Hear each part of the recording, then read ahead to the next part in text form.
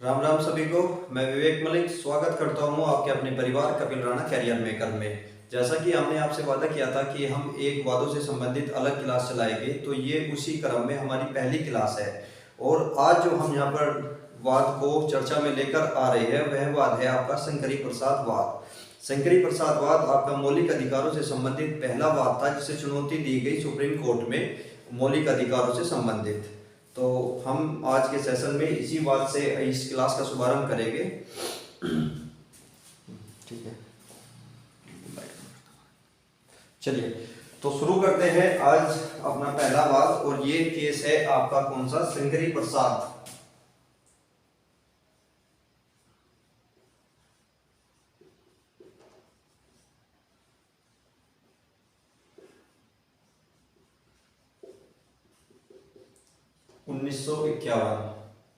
तो 1951 का ये वाद है और मौलिक अधिकारों से संबंधित ये पहला केस है जो सुप्रीम कोर्ट पहुंचा था। लेकिन इस केस को पर चर्चा करने से पहले हम इसकी थोड़ी सी पृष्ठभूमि को समझ लेते हैं। क्या हुआ जब आपका संविधान लागू किया गया 26 जनवरी 1950 को, तो उसके बाद में सरकार ने देश में विकास कार्यक्रम चलाए। लेकिन आप सभी जानते हैं विकास करने के लिए सरकार को भूमि के अधिग्रहण करना पड़ता है, यानी कि भूमि की आवश्यकता होती है। वह आवश्यकता या तो वो किसी से परचेज करेगी, लेकिन इतनी आसानी से कोई अपनी भूमि नहीं देता, तो उसका अधिग्रहण करना होता है मोटा मुआवजा देकर सरकार के द्वारा। तो अधिग्रहण करने से भी सरकार के पास भूमि नहीं आ रही थी। उसका एक कारण था क्योंकि संविधान के प्रारंभ में जो हमारे मौलिक अधिकार थे उनमें आपका एक संपत्ति का अधिकार भी था, जिसे आर्टिकल 31 में जोड़ा गया था। यानी कि संपत्ति का अधिकार उन दिनों आपका मौलिक अधिकार हुआ करता था, जिसके तहत हम कोर्ट में चुनौती दे सकते थे और अपनी भूमि के अधिग्रहण को रोक सकते थे। तो इसी क्रम में चलते हुए सरकार को महसूस हुआ कि क्यों ना संपत्ति का अधिकार जो मौलिक अधिकार है उसको कानूनी अधिकार बना दिया जाए, यानी कि मौलिक अधिकारों को थोड़ा सीमित किया जाए, जिससे कि देश में विकास कार्यक्रम को आगे बढ़ाया जा सके। तो इसी क्रम में चलते हुए 1951 में सरकार लेकर आई संविधान का पहला संशोधन, जो किया गया संपत्ति के अधिकार को लेकर। और पहले संविधान संशोधन में सरकार ने प्रावधान किया कि जो आपका संपत्ति का अधिकार है उसको आपको मौलिक अधिकार न रहकर वो संपत्ति का मतलब मौलिक अधिकार न रहकर वैधानिक अधिकार आपका बना दिया गया। तो चलिए ठीक है, इसकी पृष्ठभूमि समझ लेते हैं पहले। अगर हम इसकी पृष्ठभूमि की बात करते हैं तो पृष्ठभूमि कैसे तैयार हुई, तो ये तैयार हुई आपका पहले संविधान संशोधन को लेकर।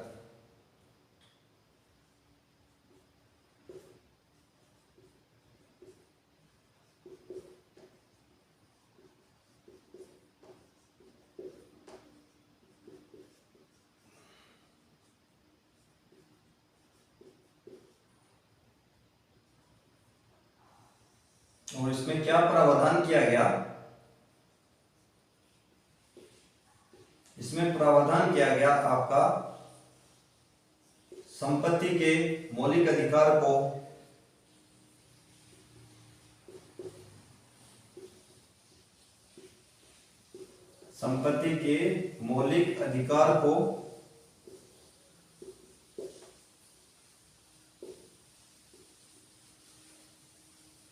कानूनी अधिकार, कानूनी या इसे कहते हैं वैधानिक या विधायी अधिकार, तो कानूनी लिखिए, कानूनी अधिकार तक सीमित कर दिया गया।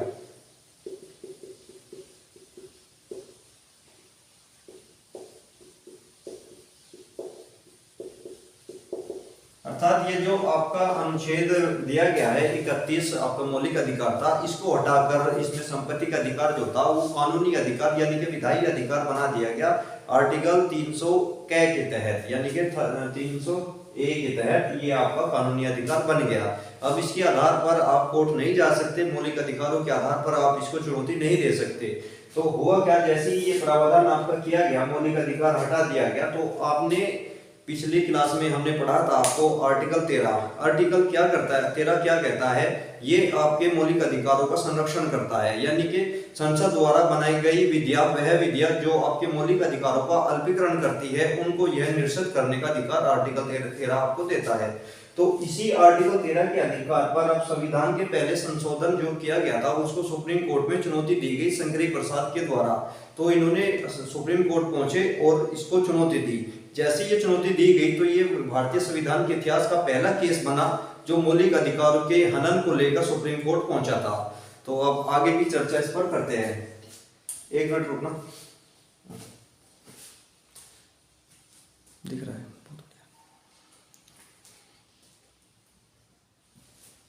तो इसमें अगर हम बात करते हैं, इसकी पृष्ठभूमि आप समझ गए होंगे पृष्ठभूमि कैसे बनी। अब बात करते हैं ये मामला क्या था इस केस में। अगर मामला बनता है तो ये था आपका पहले संविधान संशोधन की वैधता की जांच करना।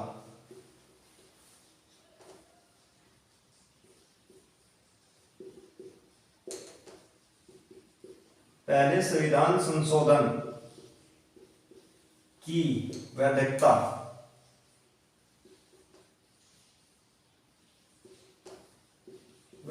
की जांच करना।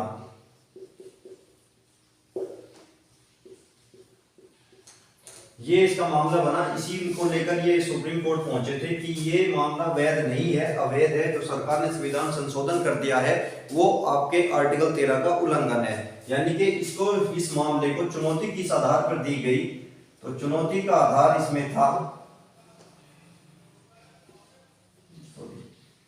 तो इसमें चुनौती का आधार बनाया गया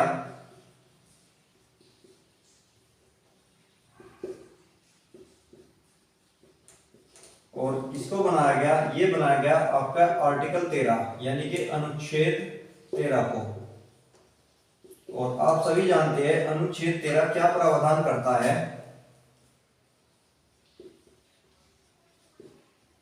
मौलिक अधिकारों का अल्पीकरण करने वाली विधियों से संरक्षण। मौलिक अधिकारों का या मौलिक अधिकारों को अल्पीकरण, मौलिक अधिकारों का अल्पीकरण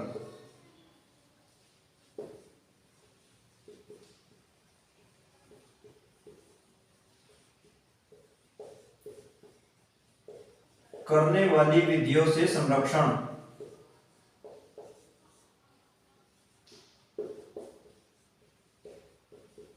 ये आर्टिकल मैं आपको पढ़ा चुका हूं और फुल डिटेल में हम वहां पर इस क्लास में चर्चा कर चुके हैं कि आर्टिकल 13 वह सभी विधियों को शून्य घोषित करता है या अमान्य घोषित करता है जो आपके मौलिक अधिकारों का हनन करते हैं, या जितने भी जिस सीमा तक भी आपके मौलिक अधिकारों का हनन होता है उस कानून को उसी सीमा तक निश्चित कर दिया जाता है।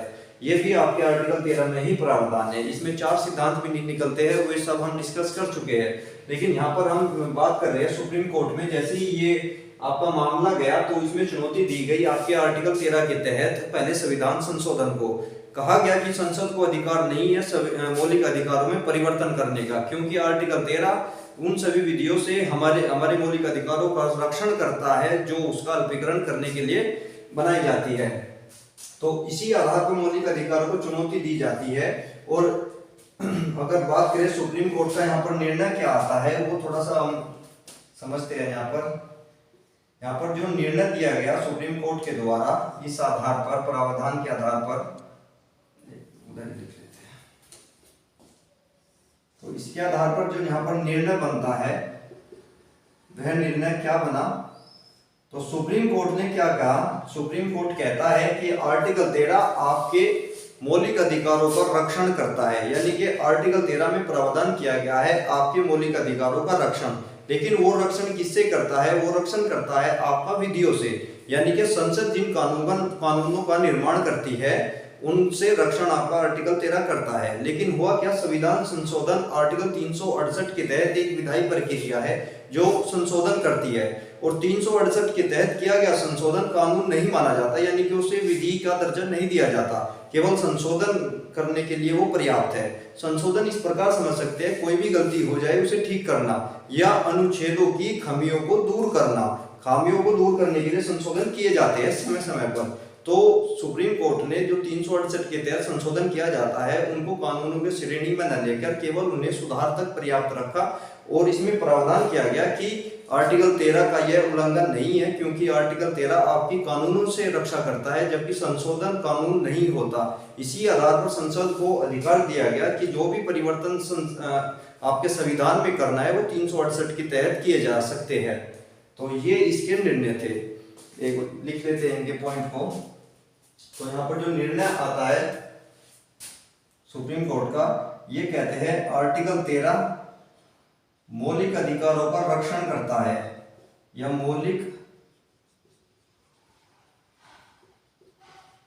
मौलिक अधिकारों को सुरक्षा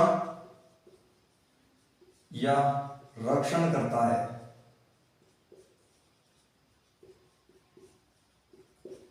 क्योंकि आर्टिकल 368 के तहत किया गया संविधान संशोधन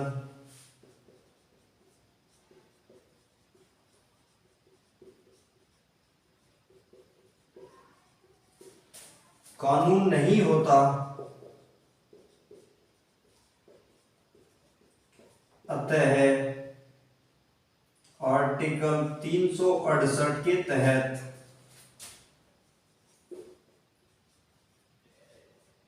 संविधान संशोधन आर्टिकल 13 का उल्लंघन नहीं करता। आर्टिकल 13 का उल्लंघन नहीं करता। इसी आधार पर संसद को शक्ति दी गई कि वह आपके मौलिक अधिकारों में परिवर्तन कर सकती है। नीचे दिखेगा इस साइड। तो यहाँ पर जो निर्णय निकल कर आता है, ये निर्णय होता है आपका आर्टिकल 368 के तहत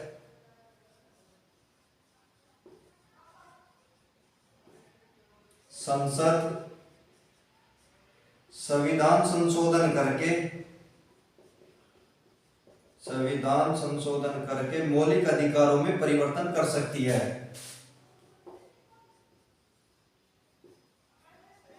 मौलिक अधिकारों में परिवर्तन कर सकती है।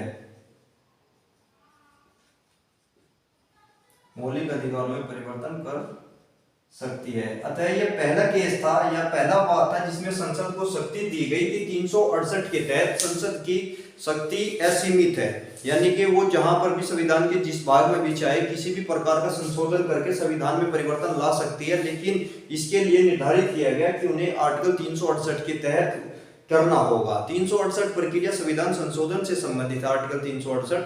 और ये संशोधन करने के लिए जितने भी सदन के सदस्य होता है उनका 2/3 से ज्यादा वहां पर मत के आधार पर ये पास किया जाता है बिल, यानी कि 2/3 बहुमत के आधार पर। तो इस प्रक्रिया से 368 की प्रक्रिया के तहत संविधान संशोधन करके उन मौलिक अधिकारों में परिवर्तन किया जा सकता है। ये यहाँ पर निर्णय दिया गया सुप्रीम कोर्ट के द्वारा। यानी कि आप जो इस प्रकार भी कह सकते हैं कि शंकरी प्रसादवाद इसमें वैध माना, यानी कि पहले संविधान संशोधन को शंकरी प्रसाद केस के बाद में वैधिकता मिली, यानी कि संसद को शक्ति यहां पर मिल गई। तो लिख लीजिए से आपका पहला वाद पूरा हो गया, शंकरी प्रसादवाद। लेकिन इस निर्णय को फिर से इस निर्णय को क्या हुआ, फिर से ये जो निर्णय दिया गया इसको एक तुरंत ही दोबारा चैलेंज किया गया, सज्जन सिंह वर्सेस पंजाब राज्यवाद जो कहलाता है। इस निर्णय के आधार पर एक बार फिर से यहाँ पर एक केस और आता है, केस नंबर 2 आप इसको कह सकते हैं, पता नहीं केस 2 होता है। और ये भी केस आपका संविधान संशोधन से संबंध था इसका भी, और ये केस था आपका सज्जन सिंह बनाम पंजाब राज्य।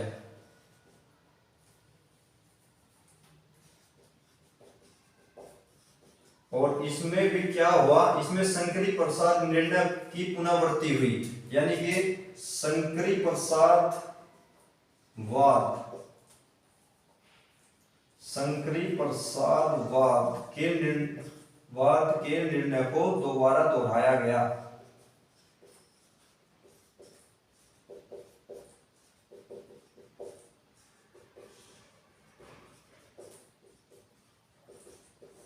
तो ये दो केस हमने आपको बता दिया आज की क्लास में। एक बार और इनकी पृष्ठभूमि पर चर्चा कर लेते हैं कि जैसे ही संविधान लागू हुआ, आपकी पृष्ठभूमि बनती है। जैसे ही सरकार ने आपका पहला संविधान संशोधन किया भूमि का अधिग्रहण करने के लिए, तो उस संविधान संशोधन को सुप्रीम कोर्ट में चुनौती दी गई, जो कि भारतीय संविधान के इतिहास का पहला वाद बना जो मौलिक अधिकारों पर चुनौती पेश करता है। यानी कि पहला वाद था जिसको मौलिक अधिकारों को आधार बनाकर चुनौती दी गई। और इसमें आधार क्या बना? आपका आर्टिकल 13, क्योंकि आर्टिकल 13 आपको बचाता है उन विधियों से जो आपके मौलिक अधिकारों का हनन करती है। तो इसी को आधार बनाकर सुप्रीम कोर्ट पहुंचे थे शंकरी प्रसाद। लेकिन इसमें कोर्ट जो निर्णय देता है वो उल्टा देता है। वो कहता है कि 368 के द्वारा जो संविधान संशोधन होते हैं वे कानून नहीं होते, संशोधन केवल सुधार के लिए किया जाता है, इसलिए उन्हें कानून का दर्जा नहीं दिया जाता। और इसी आधार पर संशोधन करके सरकार चाहे तो मौलिक अधिकारों में परिवर्तन कर सकती है, ये यहाँ पर निर्णय दिया जाता है। और इसी निर्णय की पुनरावृत्ति होती है आपकी सर्जन सिंह बनाम पंजाब राज्यवाद में।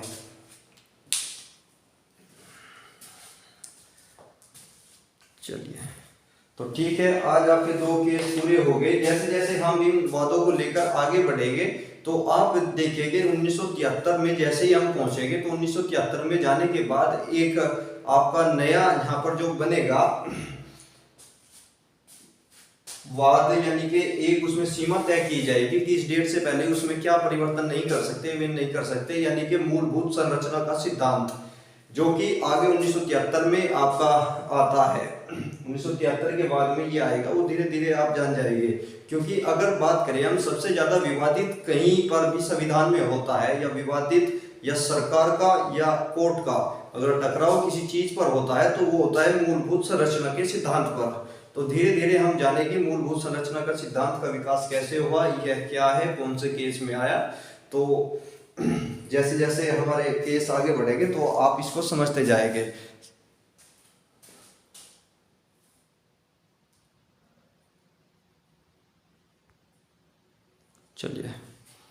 चलिए ठीक है, फिर आज का सेशन यहीं तक ही रखते हैं। मिलते हैं कल फिर इन क्लास में दो नए और वाद को लेकर। तो तब तक वीडियो को शेयर करें, चैनल को सब्सक्राइब करें। Thank you.